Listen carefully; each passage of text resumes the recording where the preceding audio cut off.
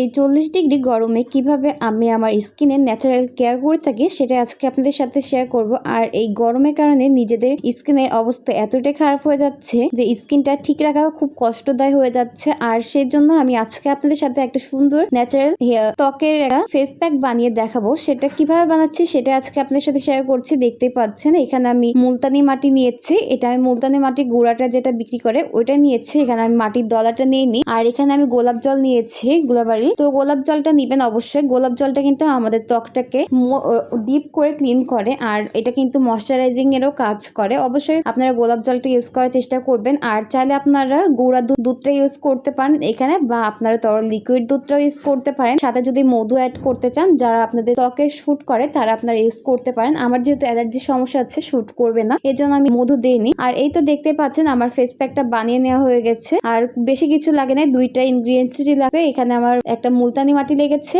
আর এখানে লেগেছে গোলাপ জল। তো এটা আমি ভালো করে হাতে অ্যাপ্লাই করে নিচ্ছি। এটা ঠিক সেম ভাবে আমি ফেসেও অ্যাপ্লাই করে নিব। নেওয়ার পরে ভালো করে শুকিয়ে নিব। শুকানোর পরে 10 মিনিটের ভিতরে শুকিয়ে যাবে, কারণ এটা শুকাতে বেশি সময় লাগে না। তো শুকিয়ে যাওয়ার পর দেখতে পাচ্ছেন আমি একটু গোলাপ জল দিয়ে ভালো করে নরম করে নিলাম হাতের জায়গাটা, কারণ ওটা কিন্তু একটু খসখসে টাইপের হয়ে গিয়েছে। তো একটু নরম করে নিলাম। আর এখন কিন্তু ভালো করে টমেটোর সাহায্যে কিন্তু আমি ভালো করে ক্লিন করে নিচ্ছি। আর যেহেতু টমেটো কিন্তু আমাদের ফেসকে ক্লিন করতে অনেক পরিমাণে হেল্প করে, তো এই জন্য আমি টমেটো দিয়ে কিন্তু ভালো করে ক্লিন করে নিচ্ছি। টমেটো কিন্তু আমাদের ফেসের ভিতর থেকে ময়লাগুলো বের করতে অনেক সাহায্য করে। তো এইভাবে কিন্তু আপনারা হাত পায়েও স্কিন কেয়ার করতে পারেন। আপনাদের ত্বকে তো অবশ্যই ইউজ করতে পারবেন, এটা আমি নিজের ত্বকে ইউজ করি। তো আমি যেহেতু ফেস হাইট রেখে ভিডিও করি, এর জন্য আমি হাতে অ্যাপ্লাই করে আপনাদের সাথে শেয়ার করলাম। তো দেখতে পাচ্ছেন ইউজের পরে আমার হাতটা এত সুন্দর পরিষ্কার হয়ে গেছে, সব ময়লাগুলো বের হয়ে গেছে। আর আমার হাতটা কিন্তু আরো চকচক করছে। তো আপনারা এইভাবে একবার হলো বাসায় ট্রাই করে দেখতে পারেন। তো আজকের ভিডিওটা এই পর্যন্ত। কেমন হয়েছে অবশ্যই কমেন্ট করে জানাবেন। আর আমার চ্যানেলটা সাবস্ক্রাইব করবেন, পেজটা ফলো করবেন। সবাই ভালো থাকবেন, সুস্থ থাকবেন। আর এই তো